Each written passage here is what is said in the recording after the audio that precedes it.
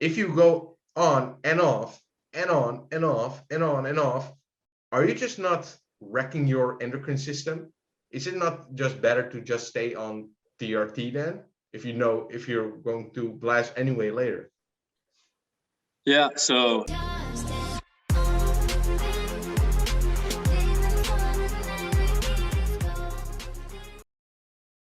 I have some clients that that are on gear, all right, so they are doing PDs and stuff, and I never judge them.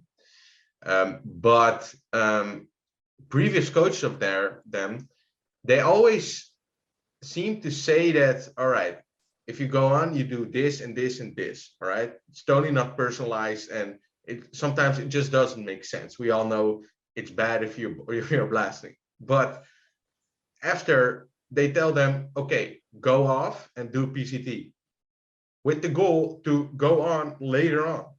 But I think, I don't know if it's true, but is it true that when you go off, I mean, like you're shutting yourself down after if you're on PBs, all right? So if you go on and off and on and off and on and off, are you just not wrecking your endocrine system? Is it not just better to just stay on TRT then, if you know if you're going to blast anyway later? yeah, so if you're going to go on and off more than about in a hypothetical world, more than about 3 or 4 times, it probably is a higher harm, and it would be relatively, reasonable for harm risk reduction to go on a nice even dose where your levels are in the reference range for both free and total testosterone in between cycles. So if you're going to do it once a year and you're only going the classic, not bro split, but bro cycle, I guess, is every spring do a cycle and then use a DHT derivative later in the spring to get a little bit shredded and have a little bit of cosmetic for summer beach time. Mm-hmm. And then the rest of the year you go off. It probably is better to come off and, only do that once a year. So there would be, other than just maintaining slightly more muscle mass year round, there wouldn't be a reason to go through TRT. Some of that depends on what their baseline is as well. So if there's an individual that is quite hypogonadal, let's say they have a total testosterone of 80, and they need TRT and they go on TRT and they want to get a little bit shredded for summer, obviously a safer option is to utilize things like safe appetite suppressants. So maybe an alpha yohimbine or a rauwolsine. Utilize that in the spring, go on a diet, and maybe they add a bit more muscle as well. Maybe they utilize some L-carnitine or some steroids. And then instead of having to do a blast and cruise phase or whatever the term is, then they can have their optimal body composition. They can be a little extra shredded for the summer, safely as well.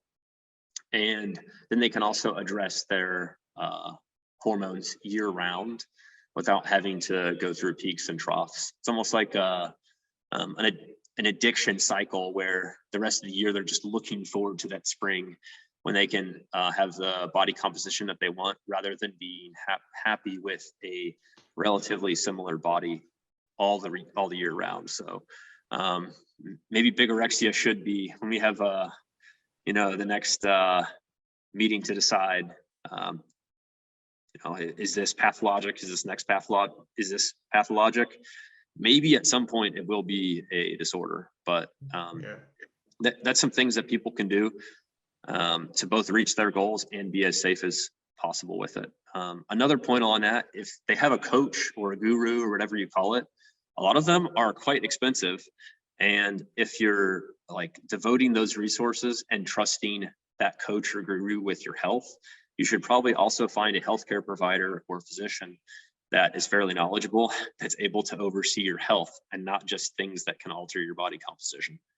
Yeah, exactly. So cycling on and off more than like 6 times is not beneficial, by your opinion, for All Short right. answer, yeah, don't cycle on and off 6 times. Yeah. In fact, if it's like 1 or 2 grams a week, then by the time you've gone through enough half-lives, depending on the ester and the oil, of course, but mostly the ester, after enough half-lives, then you're probably just about to start your next phase as well. So you probably haven't actually cycled off. You've just spent 6 weeks of the half-life of the ester being cleaved, and now you're just barely ready to start coming off when you start your next one. So yeah, in a lot of cases, especially if you have a really long acting compound like a decanoate or an undecanoate ester, it's going to be literally months when you still have clinically significant levels of androgen that are suppressing your hypothalamus and pituitary. Interesting. Yeah, you see this a lot in the TRT community, that you have like people that are depressed and they go on testosterone and they feel great. I was always wondering, what is the mechanism of action of why testosterone makes you undepressed? Because I got a question from a follower. He has like PCS. He had a big hit on his head,